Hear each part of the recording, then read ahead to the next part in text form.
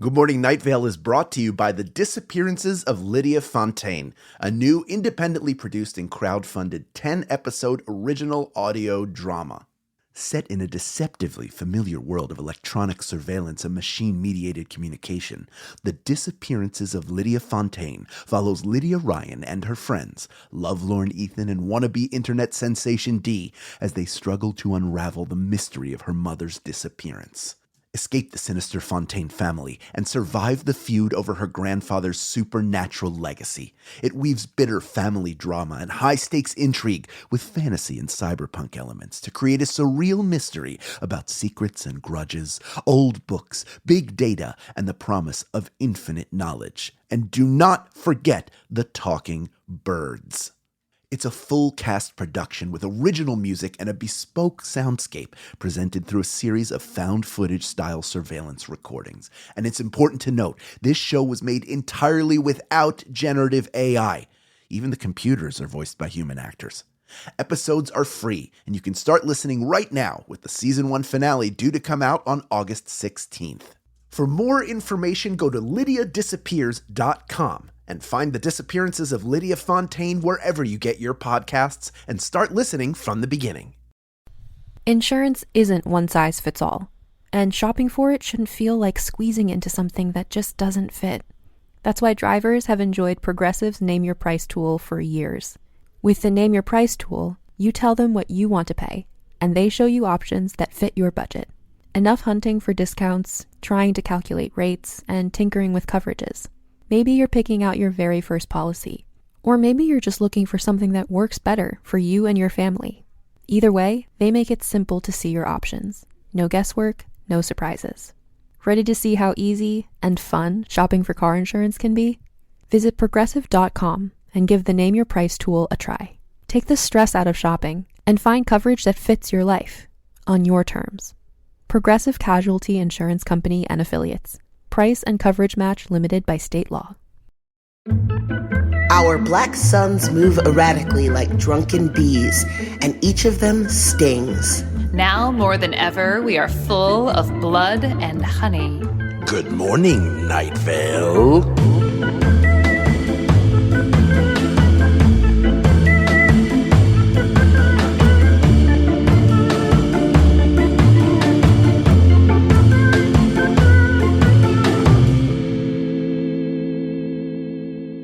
What's up, everybody? It's me, your pal, Hal Lublin. And it's me, your friendling, Symphony Sanders.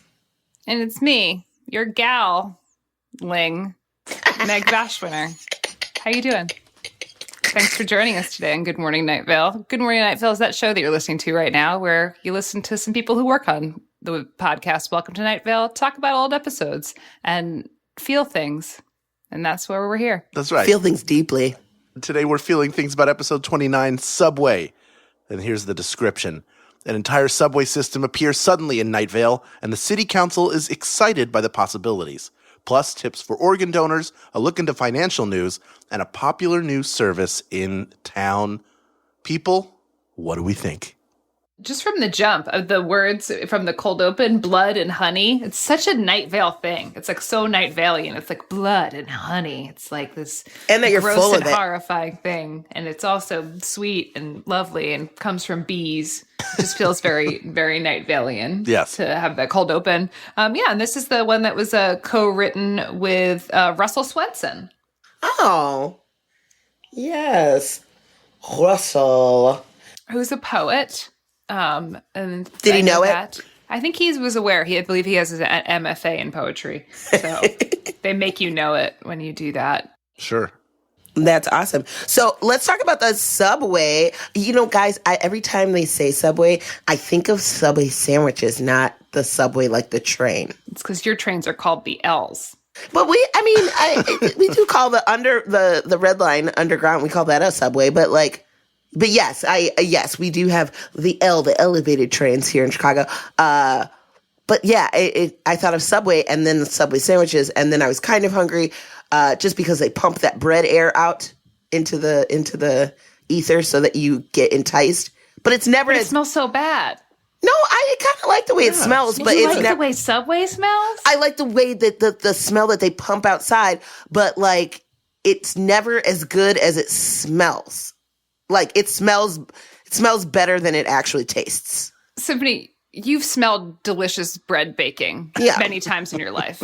Yeah. That's not the same reaction you have when you smell Subway. And you know it. I think it's like I've been indoctrinated to like it. Yeah, wait a second. Symphony, do you enjoy a sandwich from Subway? No. Oh, well then what the fuck are we talking about here? Because I was going to say, if you like the sandwich... I prefer Potbellies. Oh, we don't have Potbellies out here or anywhere. I don't think No. I've only seen it... Yeah, it's a Chicago thing, right? It's all over now. Is it? All over. Yeah, I think so. I feel like they definitely have it in New York. Right. Oh, they must not be in LA though. They haven't made it out here yet. Like, ew, carbs. Listen, we just got Dunkin' Donuts. Give us time. Wait, really? In the last few years, yeah. Oh. Yeah, game changer. Game changer for this guy. I mean, Dunkin' Donuts isn't that good either, but wait, what? What are you doing? I don't really like donuts. What? Joseph doesn't like donuts because you guys are the same food people. We are very similar food people, except I like fish and he doesn't. But donuts are great. Kind of. I'm not a big sweetie, you know? I'm a salty. Yes, you are. Oh, mush. I'm a salty crunchy.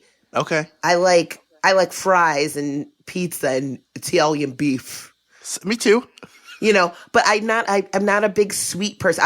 I will have like a little bit of sweet and then I'm like, okay, that's enough. You know, I know people that will eat, they're like, if it's here, I'm going to eat the whole chocolate or all the candy or like whatever. I'm like, I just want like a taste and like, that's enough.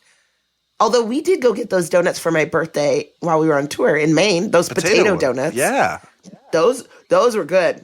Because they were savory, a little bit savory. They had a savory element to them, sort of. We got up like at 7:15 to go get donuts before our like 7:45 call. It was worth it. It was worth it. Yeah. It was the last day of tour. The last day of tour, you can get anyone to agree to do anything. You're like, it's the last day of tour. Do you guys want to get up at 4:30 in the morning and drive to the ocean? They're like, yeah, sure. It's the last day, whatever. No regrets. No regrets. None. Yeah. After this day's over, I get to just like, go fucking I get to put home. my head in a microwave. Yeah.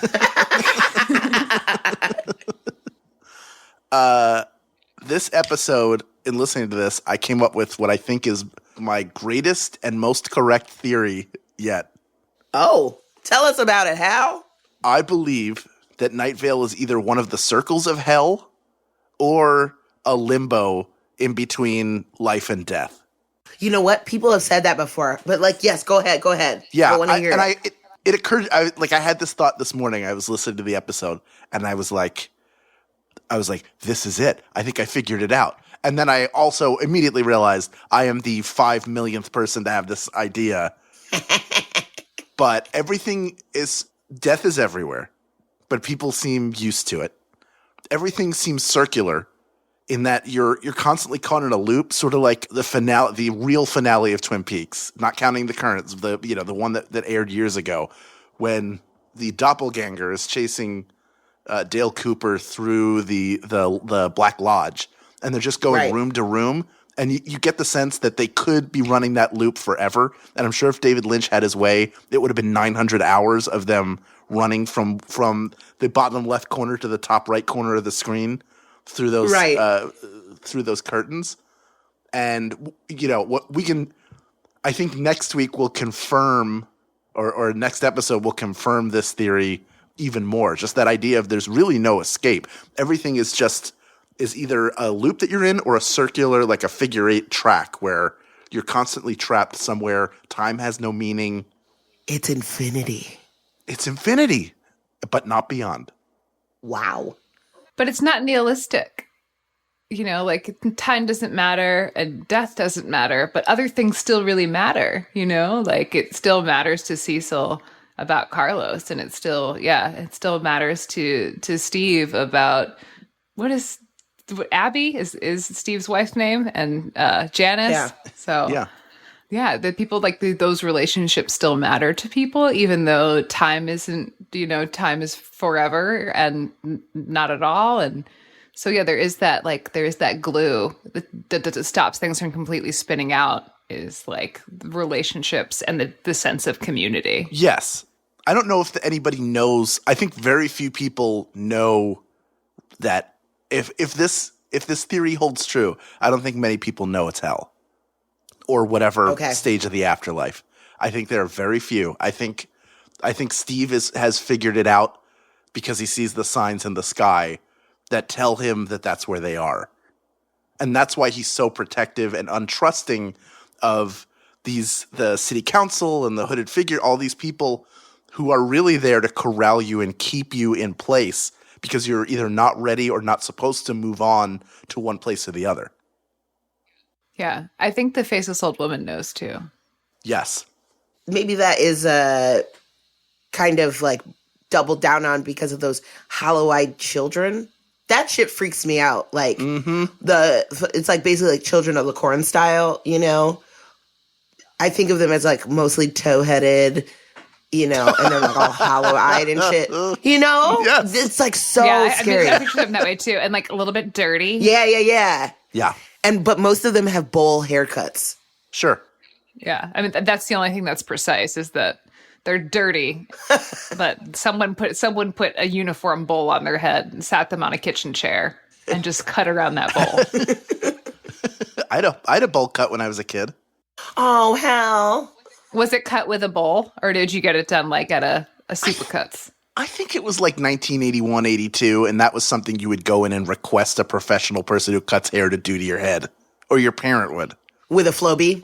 No flow. This was 82. I don't think the Flowbee was around yet. Oh, really? Oh, yeah, I guess that was like late 80s, early 90s, right? Yeah. Okay. Yeah, my mother would take me to get my hair cut at Kaplan's in the Roosevelt Mall. Oh, and I liked it there because they had a slide, although it was the lowest slide on earth. So basically you were like dropping down 2 feet on a slide and no say in what my haircut was at all. And the result is, and there's a picture of me that was like a school photograph where I'm like holding a puzzle. I'm holding a puzzle piece, like the last piece of a puzzle and looking up into the sky. The other, that sounds creepy. I'm on the phone. Yeah. The one where I'm on the phone is the weird one. Because I've got like a white shirt and like a vest on, I think. Were you taking a business call? I must have been taking I was a very important businessman in that age. Hello, Hal Lublin, Director of Marketing. Towhead Industries, how can I help you? Did you guys notice the intern Dylan? Yeah. I thought immediately of Dylan Marin, obviously. Sure. Not Dylan Marin, the intern. No. And is he seen again? Yes. Okay, because he didn't say like to the family of, you know what I mean? So returns and he's lost weight and like his soul is gone. Like yeah. One of the children who returns, whose DNA gets scrambled or cleaned out or like CRISPR'd or whatever. CRISPR'd? Like put in the CRISPR? No, no. The CRISPR is a thing where you can edit DNA. Wait, what?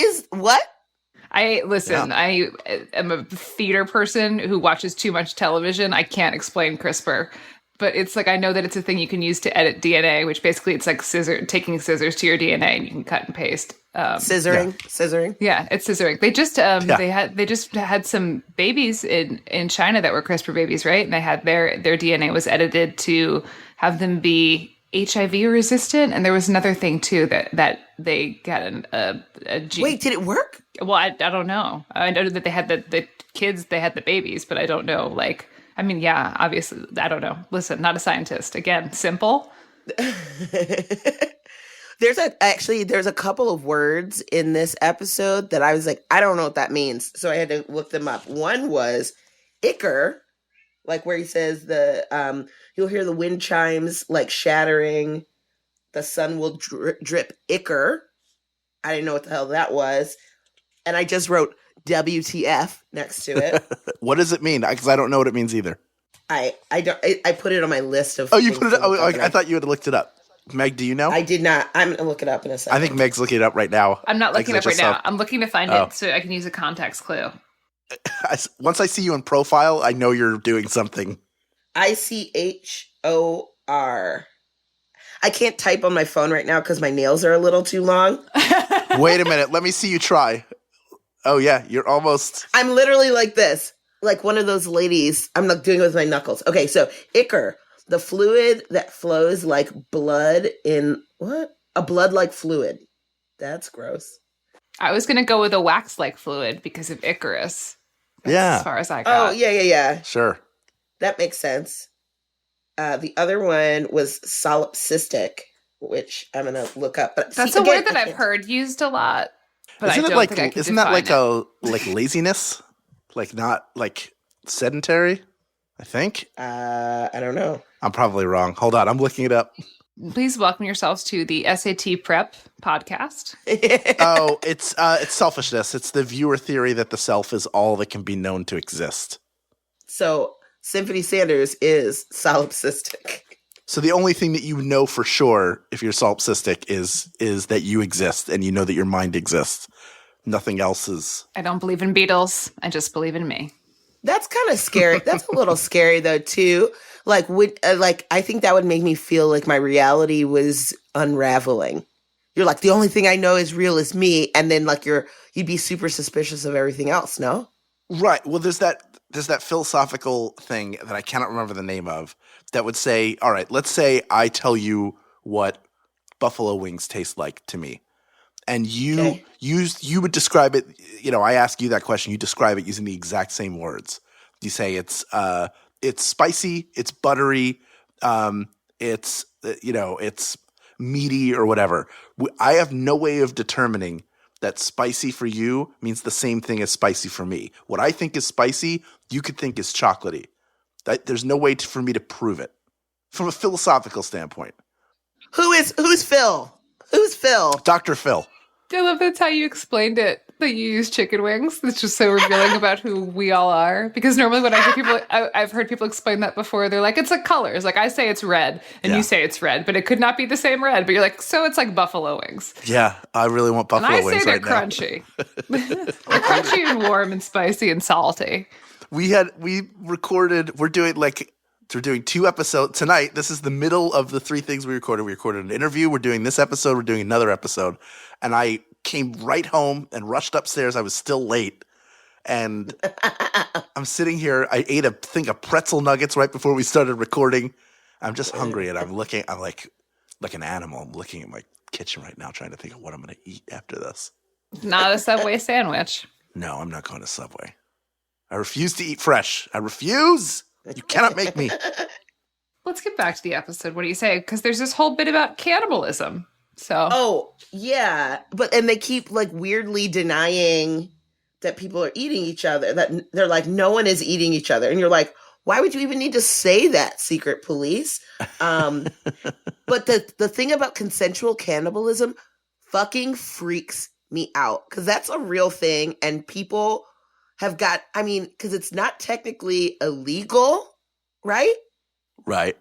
But like, it's weird and terrible. Have you guys seen that? There's a show called Room 108 on Room 104 on HBO. Yeah. And there's an episode where these guys eat each other's wangs.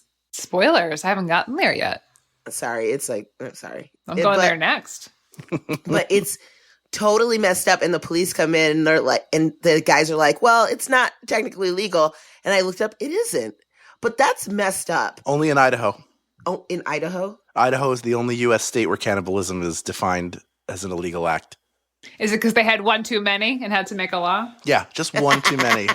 They're like, all right, that's it. Steve, we got to make this illegal. We told you to knock it off. For this episode, because there was the cannibalism bit and then there was the organ donation bit, I was like, that's what they're doing to them in the subway. They're taking the people and eating their organs. Mm-hmm.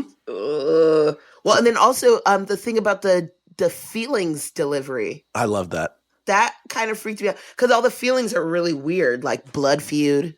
Yep. And frustrated origami novice. Been there. Oof. Yep. Same. The one that I really related to was should have left the party hours ago before I could disappoint her. Yes. Oh, you didn't relate to Trampled by Horses? No. Oh, yeah. I've only been trampled by a horse like 6 to 11 times, and Wait, what? That should be 0 times. Yeah. yeah, it's true. It should be, but Wait, what happened the first? Wait, I want to hear about the second time. I don't remember them chronologically. I remember I have fallen off of a horse many times. I have to say, I've gotten back up one more time though. So Yeah. there's that. But yeah, I've definitely fallen off a horse before and ended up not near their feet. I've also just you get stepped on, like especially when you're a kid, when you're 8 years old and you're really small and you're like in charge of horses, like you're gonna you get stepped on. That's why you wear closed-toed shoes. Yeah, no flip-flops on a horse. When No, you say you can't- trampled, I don't think like, oh, a horse stepped on my foot and was like, oh, excuse me. I think like I fell over and it did dressage on my back and head. It did the fancy prance. It's Yeah, just like, it was doing the dressage. It was like, Yeah, I mean they do teach you. They don't teach you how to fall off horses because they don't want you to fall off horses, but they do teach you that if you are falling off a horse, you need to get away from their feet. right. So did you fall because it threw you? I've been thrown. Sometimes you just like you lose your balance. They're not cars. Like they're not moving at a prescribed thing. Like they'll just sometimes they stop or they bounce in a different way that you're not ready for because you're 8 and you're not that well trained and you don't have like great core strength. And you just bounce off. Sometimes they stop. Sometimes their rhythm gets different, or they move. They turn. Like it's not like you try to do your best, but they're moving. They turn on you. They turn on you. Yeah. It's like anything you're learning how to do. When you first learn how to do stuff, you're bad at it. Yeah, I guess so. Yeah. I guess you're right. Just the trampling. I don't know how I feel about that. But I do like that, going back to the feelings, that you don't have to worry about choosing which feeling or why or when. It just like delivers feelings to you regardless. Do you think do they get delivered to you in a box, or do you think they just go inside your body like immediately? I think you inhale it. Okay. Like you have like a little atomizer. It's like squeeze, spray, delay, and walk away, and then all of a sudden you have new feelings. I think you vape it. Yes. Vape it. Creepy. Look at those people just vaping their feelings. They're doing vape tricks Yeah. with their feelings. I also was thinking about, I underlined here the thing about Lauren James, about her. We're talking about, Cecil was talking about, he doesn't like her bangs. Like her bangs are bad. Right. She needed a bowl cut. They just don't work. Yeah. Maybe Yeah. she needs a bowl cut too. Bangs all around. Have you ever had bad bangs? Yes. Yes. One time I got bangs and Joseph didn't recognize me. For my audition for the New York Neo-Futurists, during my audition, I had an audience member cut off like 10 inches of my hair. What? Yeah, you got to go big. So after that, I had to get like a real haircut to get me, get that fixed up because that, doesn't yield the best results. And so I got a haircut and I was like, let me get bangs. That'll help fix some of this. Did it or no? Maybe I wasn't. I don't think it was a bad haircut because it was fixing a bad haircut. So maybe it wasn't the bangs' fault. But anyway, after I got the haircut, I was waiting in a restaurant for Joseph to come. And he walks into the restaurant and he looks around, he looks directly at me and just keeps going. And I'm like in the background waving and he's still not getting it. And then we had been dating at this point for like 3 years.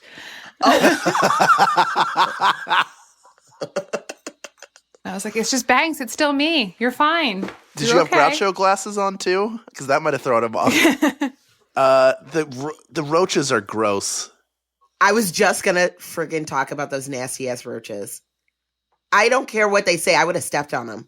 When I was in Israel, humble brag. Regular brag. When I was in Israel as a teenager, we were staying in like a kibbutz, and they warned us when we got there that they had there are giant roaches here. You would find giant roaches. And we were like, okay, whatever. We see a roach. This thing was like that big. I'm holding up a can Hal of is light holding up a lemonade. soda can. It was maybe a little small, maybe more like a giant salt and pepper shaker. That's disgusting. We chased that thing down and killed it using hairspray and a lighter. Oh, it's so fucked up. That's a blowtorch for We made a Living thing, blowtorch. Hal. Come on. If you see that thing, you are not going to get a bug vacuum and get rid of it. By the way, this is the 90s. Things were different back then. It's true. Things were different back then. When I saw that thing, I was like, that has to go. I'm not interested. I'm not trying to have vermin up in my life. Go live peacefully elsewhere. Cockroaches are tough. Yeah, that's fucking nasty. I mean, in New York, everybody's like, oh, everybody has roaches in New York. And I'm like, okay, that's fine.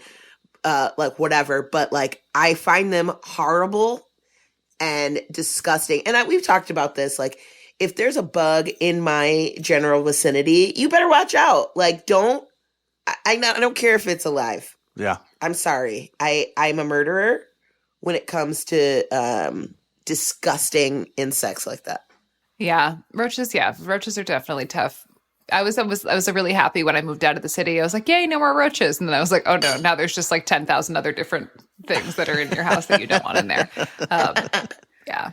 But there was this one time Joseph and I, we were in our apartment, and there was this huge, it was always when the weather would change that you would get them, when it would get hot or cold, they'd come inside. And it was right. The first real hot day, and it, we were in our apartment, and there was this huge one. It wasn't the size of a soda can, but it was probably I don't know, the size of a chapstick, which is big when it's a bug. And it was flying around, and we were trying to get it, and it landed on this figurine of a Koshik that we have.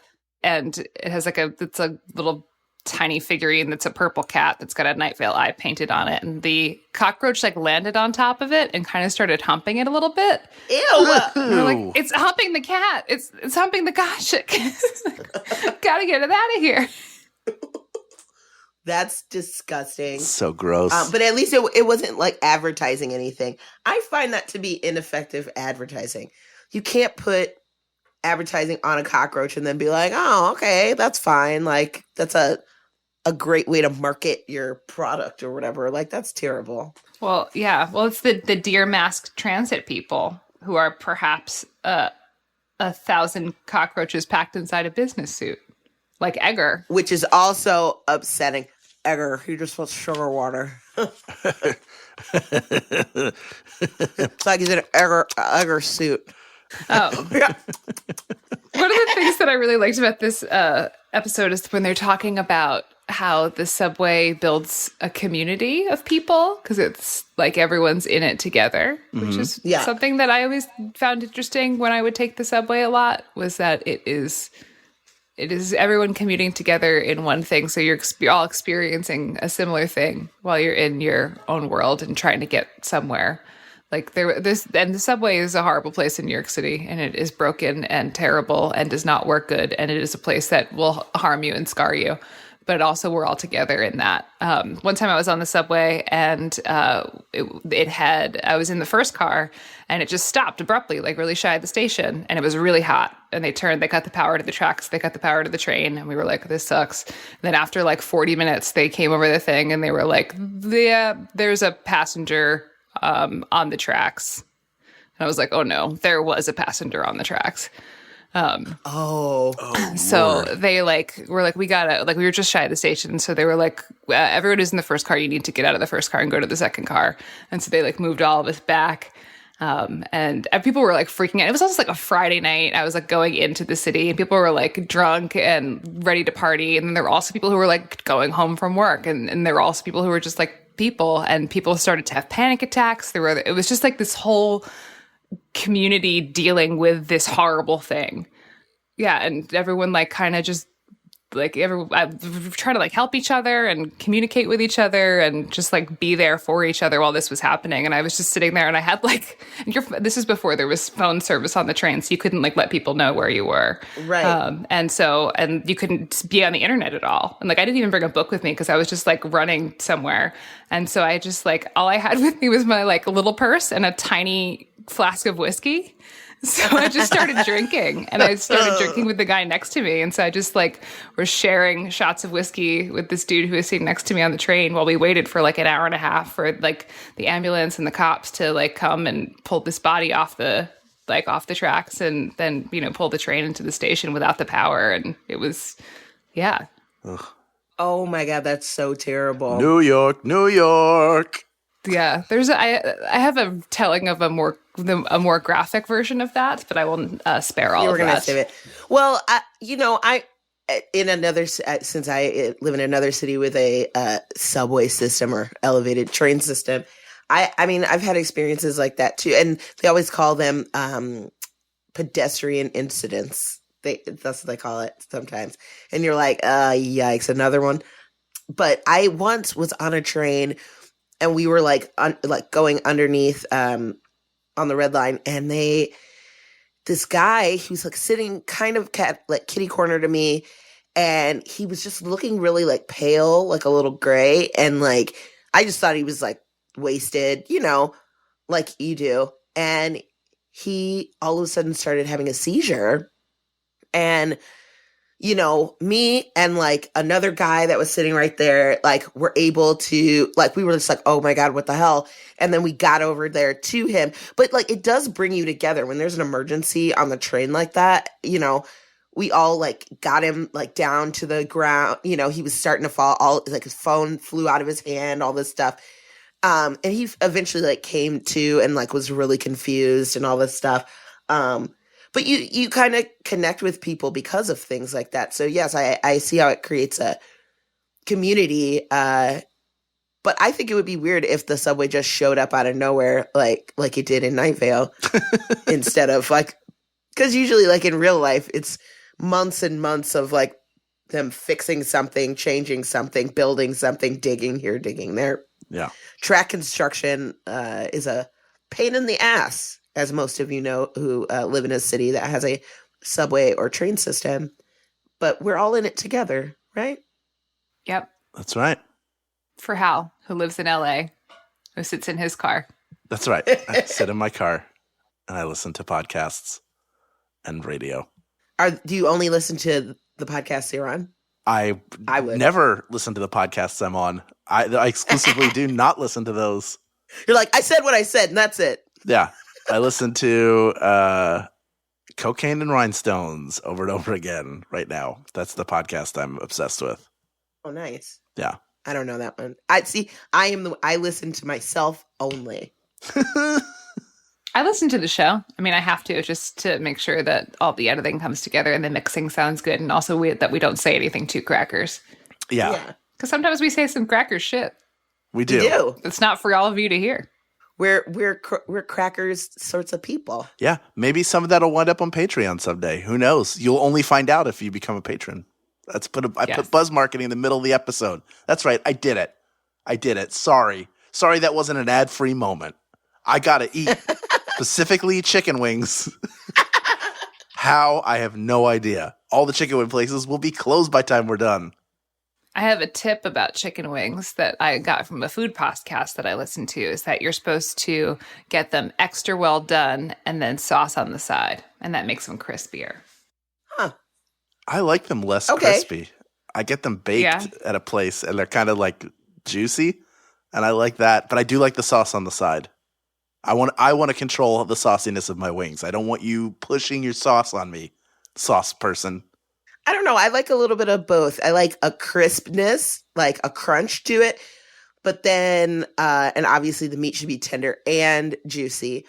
But then I also enjoy the sauciness of it. So that's why I like to make mine super crisp and then toss them in the sauce after. They've already been fully crisped. So you're not like baking it all the way in, you know, because that makes it like you lose the crispness then.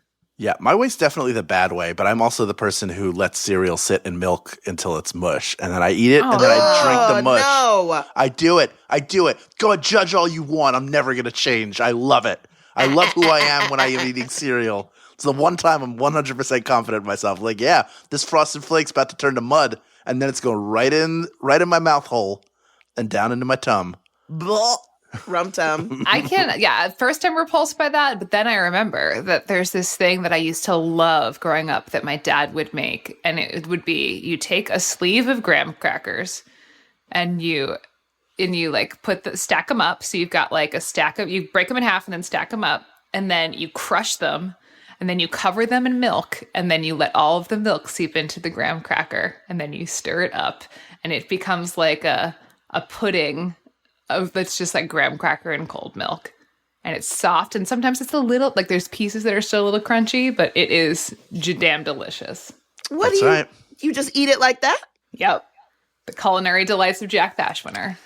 Go to Trader Joe's and get those chocolate chip Dunkaroos. Shove a bunch of those into a mug, crushing them until you can't get any more. They're like it's like a stick, a chocolate chip cookie stick, like a crispy chocolate chip cookie stick, like a Chips Ahoy, but like. Okay. You put it in a mug, and then you put milk in the mug, and you let that get all sludgy. Then you eat it with a spoon, and then you drink what's left. And if you listen to this podcast judging me, shame on you. That's what I say. Shame on you. You probably haven't even tried it. Shame on you, Dunkaroo. Yeah. Do we listen to your podcast and then talk bad about what you like to eat? No, we don't. No. Yeah. We're not going to do that. No. We're not going to yuck on your yum. I am definitely not going to listen to your podcast. I'm definitely not going to listen to your podcast because I'm not on it. Yeah, Symphony on your podcast if you want her to hear it. You know what I realized? There might be people who are on a subway right now listening to this. Oh. Hi, you're going to get to your destination, baby. Don't worry about it. Don't get frustrated. That train never going to come. It's never going to come. Just don't make eye contact with anyone. It's a challenge. Yeah. No, you're going to be on that platform forever. You might think that the train's going to come because, like, it probably should, but it won't. Actually, my favorite thing to do, to create community on a subway, is to, like, if somebody's being weird on the train or something like is happening, you find one person that you like kind of lock eyes with for a second, and then you're both like roll your eyes, and you're like, we're both annoyed by this. Have you ever had that? I love that. Yes. Yes. That's my friggin' favorite. Or you're like, ooh, that person stinks. And like, you're both looking at each other and you're like, oh, pee you. And then you're like, ha ha ha. We both sit in judgment. One of my favorite pastimes to watch is like when there's that subway car that something very bad has happened in. Like there's a poop incident, bodily fluid, perchance, yep, or a person who is maybe differently homed, and there's an odor, and you walk into that car, and then you just immediately turn around and get into the next car, and then you watch everyone else do the same thing because everyone's like, "Oh, cool, free subway." Oh no, there's always a reason. There's always a reason that car is empty, but you got to try every time, and then you get to watch the others make the same mistake as you. Yeah, the worst is when you get on and the doors close behind you before you realize that it's the poop car, and you're like, God damn! And they're like banging on the windows. You're like, no! I just got on the S train. Oh, on the brown line. Yeah, I'm on the brown line. Literally. I feel every time that happens, I feel like it's the end of like a Freddy Krueger movie. You know, because it's always like the realization is too late, and then it's like and then you hear like have fun in the shit car, bitch.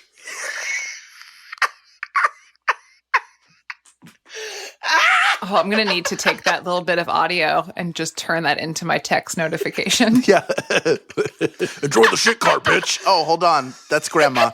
Let me see what she wants. I almost peed just then. That was good. Anyway, this is a crazy subway that Cecil's on for years. Yeah. Oh yeah, and he doesn't. Our time is different than. So obviously, once you go into the subway, you know, time is totally weird and different. Because it's hell. Whoa. It's like those dreams, right? The dreams where you feel like you've been asleep or in the dream for years, and then you wake up and it's been like not years. That happens to me sometimes. Happened to me a lot more when I was a heavy marijuana user, but it happens to me less now. But yeah. I thought of it more like you're in a black, like, you know, when you get closer to a black hole, like time distorts. I don't know when I get closer to a black hole. I've been watching a lot of Stargate SG-1 lately, so that's where my brain is going today. But yeah, it's like time warps, like when you get close to a black hole. So what we perceive as like, it could be like 15 minutes or something like that, could be like 3 years in their time. So maybe the subway is a black hole. Is that why they have to do the time warp again? Because the time gets weird? You got to keep repeating it. Wow. What's in the time warp again? Just a question. Well, I was working down the street, just have on a plans, and I got my cat, and I did. Okay, anyways, that's my nerdy Rocky Horror past right there. There it is. Sure is. Stay right there. Good Morning Night Vale will return after a brief break.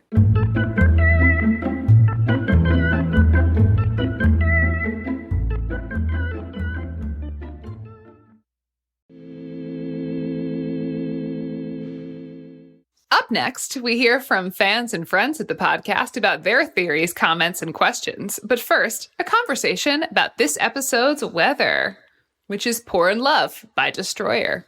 I like the name of the band, Destroyer. It does.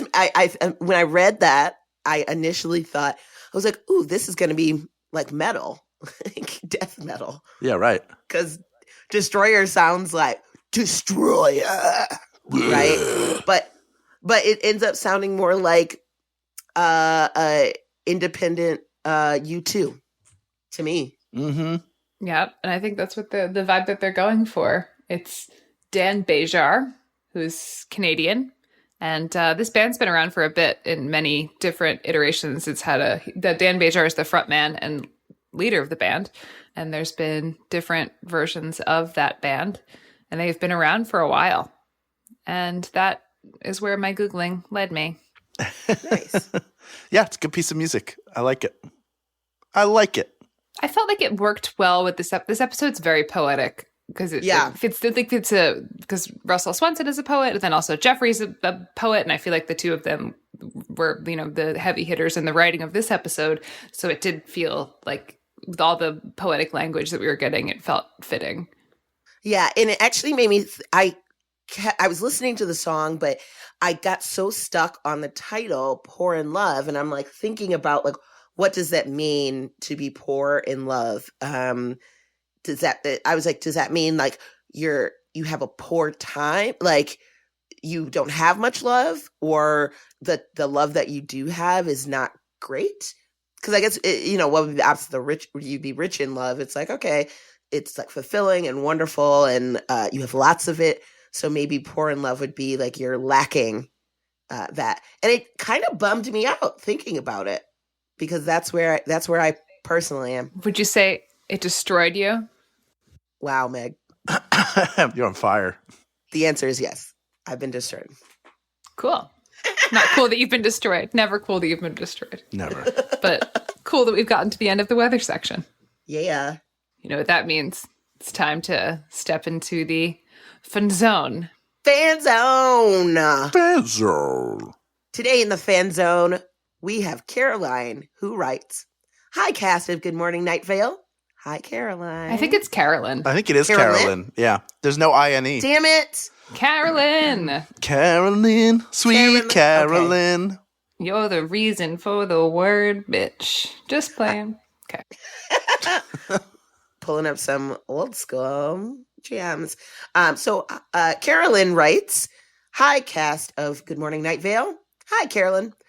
A couple of years ago, I had a theory that the man in the tan jacket was a fallen angel named Erica, that he wrote the poem on the dark dog park in Poetry Week, and that in episode 29, Subway, he wanted to use the subway to get back home to hell. Thanks for the great show, Carolyn. Wow. Because honestly, now that Hal said the whole thing about hell, I'm this is blowing my little tiny mind here. So maybe he is. He could be. I mean, maybe that's why people don't remember him as well. But wait, so he went back to, he wanted to get home back to hell. I guess they're called angels. No, they're demons, right? Or could they be? Well, I guess Lucifer was a fallen angel, right? Fallen angel, a hell's angel. Yeah. He's in a biker gang. And again, if this is a like sort of a way station or a purgatory kind of place, or like a no person's land, then it's conceivable that an angel could pass through to either get back to, they could be a demon going to hell or an angel going to heaven. Lots to think about, Carolyn. Lots to think about. Yeah. All right. Jonah writes to us. Jonah Fink here. Before we start, I'd like to say, I have nothing to do with Joseph Fink. That's how you spell his name, right? Yes, it is. You spelled it right. And that my family found Night Vale because of my name. Oh, wow. Huh. Cool. In the episode Subway, I find it funny that Night Vale is so okay with the subway appearing at random, seeing that they are so opposed to the idea of outside sources interfering with their little town. Also, I love how their brand is distributed via roaches. Later on, though, we learn the importance of these strange mass figures, their insects and trains. Excited to continue listening. From Jonah. Well, thank you, Jonah. Thanks for being a Fink out there, although you do spell it differently. You're a CK. I'm told that it means finch. So it's like a bird. And I don't know if you're Jewish, but I'm also told that Jewish people were given their names after things that were found in the Garden of Eden, which is why people have like lots of green and bird and stuff like that in their names. Huh. So Fink is finch, I guess. So it's a little nod to the Garden of Eden. Well, there you have it. In the Garden of Eden, baby. Good one. Thanks, Jonah. Yeah, thank you, Jonah. Now, I want to throw something special in this one because later on it says it had me grinding me teeth, which could be a typo for but I am taking this that Avis is Cockney, so that's how I'm going to read this letter. Greetings, Symphony, Hal and Meg. In listening, your initial reactions to hearing Goshek's meow in a faceless old woman episode was very much the complete opposite of my first experience of it. I have issues with experiencing certain audio frequencies and moments, like the meow, causes me various levels of pain. The audio fuzz from Cecil's interview with the hooded figure in the studio had me grinding me teeth. Koshek's meow felt like a pretty extreme headache, and so many others. And yet, even with causing me so much pain, I spent so long where it was the background audio for my life and has really become my core to my entire life. At one point, I really want to go through and document all the sounds and my different experiences of them, but I always get distracted by getting sucked back into the narrative every single time.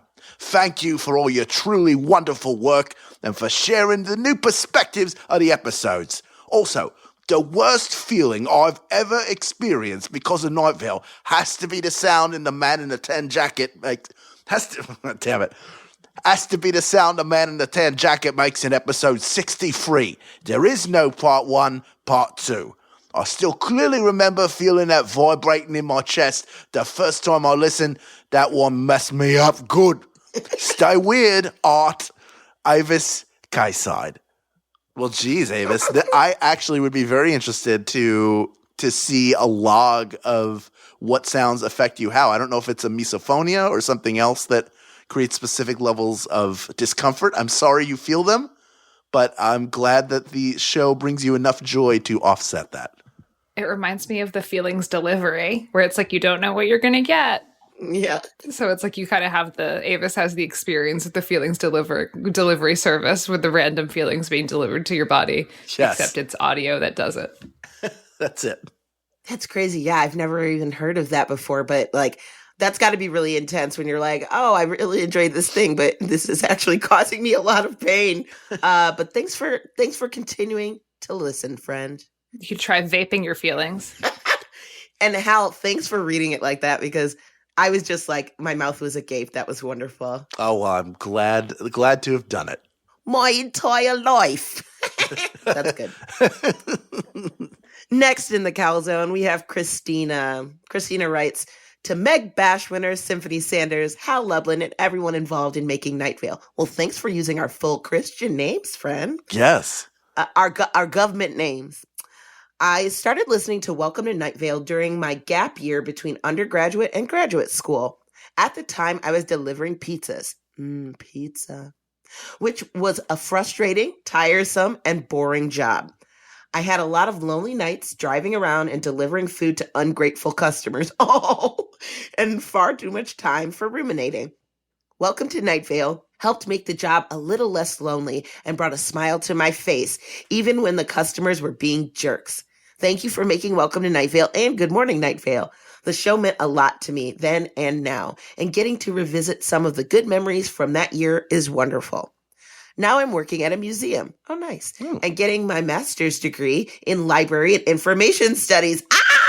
What? Yeah. And wearing my I Survived the Summer Reading program to classes with pride.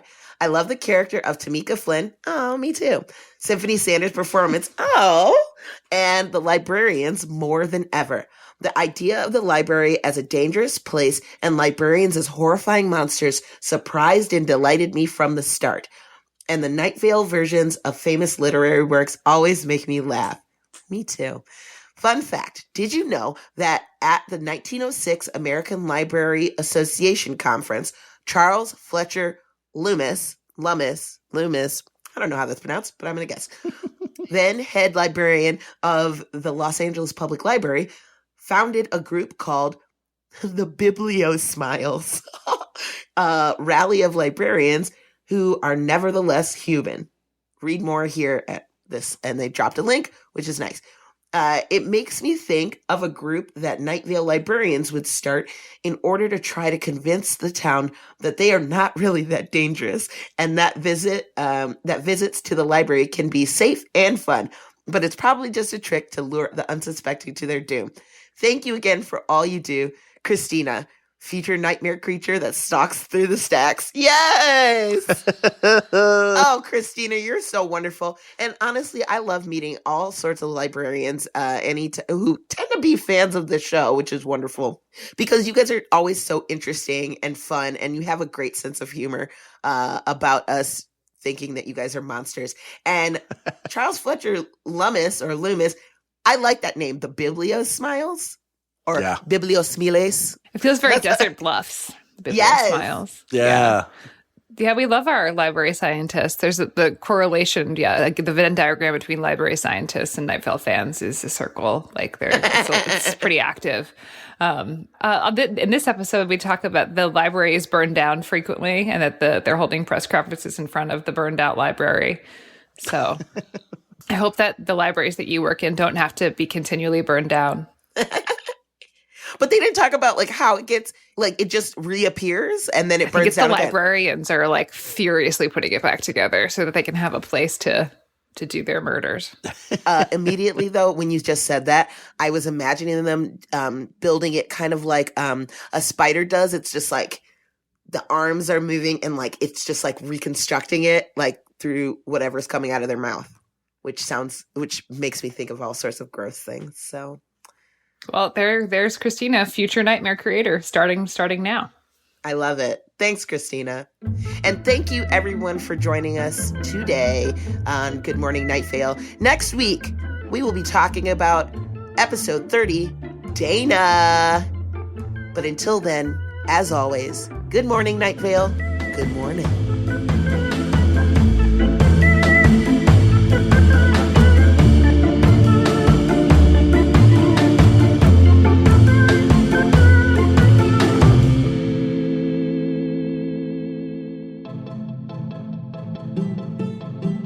Good Morning Night Vale is a Night Vale Presents production. It is hosted by Symphony Sanders, Hal Lublin, and Meg Bashwiner. It is edited by Grant Stewart. It is mixed by Vincent Cacchione. It is produced by Meg Bashwiner. Theme music by Disparition. Special thanks to our fans who submitted their thoughts this week. Leave us a voicemail at 929-277-2050 or email us at info@goodmorningnightVale.com to share your theories and ask questions episodes, or to make an early prediction about whether groundhogs are real. This show is powered by our patrons, like Q Fortier, Daniel Atunes, Paul Waper, Ben Sharon, and M.